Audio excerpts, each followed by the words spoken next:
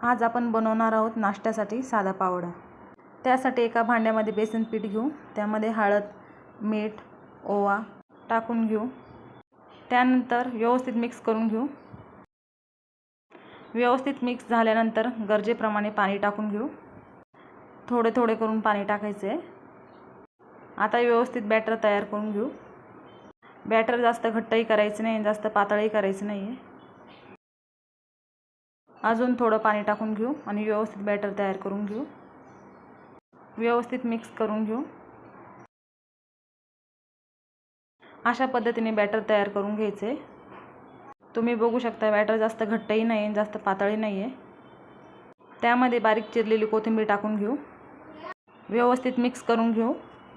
आता त्यामध्ये पाव बुडवून घ्यायचा आहे। चारही बाजूनी बॅटर व्यवस्थित लावून घ्यायचे। बॅटर लावून झालेलं आहे। बॅटर व्यवस्थित लावून घ्यायचे जेणेकरून तेल आतमध्ये जाणार नाही। बॅटर व्यवस्थित लावून झालेलं आहे। आता मी एका साईडला कढईत तेल ठेवलेलं होतं तापत। पाव अशा पद्धतीने उचलायचा आहे जेणेकरून बॅटर पसरणार नाही आणि 1-2 सेकंदासाठी असा पाव ठेवायचा आहे जेणेकरून बॅटर एका साईडला येणार नाही। 1-2 सेकंदानंतर पाव उलटून घ्यायचा आहे आणि व्यवस्थित मीडियम गॅसवर पाववडा तळून घ्यायचा आहे। चारही बाजूनी पाववडा व्यवस्थित तळून घ्यायचा आहे।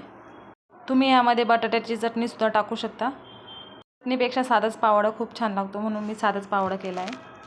अशा साध्या पाववड्यासोबत हिरवी मिरची, टोमॅटो सॉस खूप छान लागतो।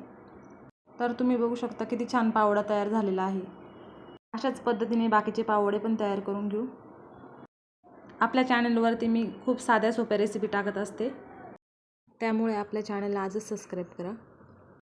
बाकीचे पाववडे पण काढून घेऊ। चारही बाजूनी व्यवस्थित तळून घ्यायचे। तुम्ही बघू शकता किती छान पाववडा तयार झालेला आहे। तर तुम्हीही नक्की ट्राय करून बघा असाच साधा सोपा पाववडा।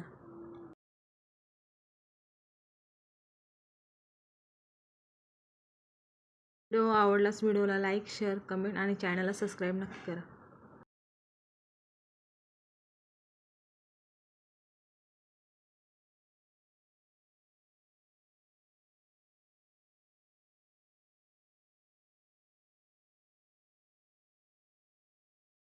रेसिपी कशी वाटली कमेंटमध्ये नक्की सांगा।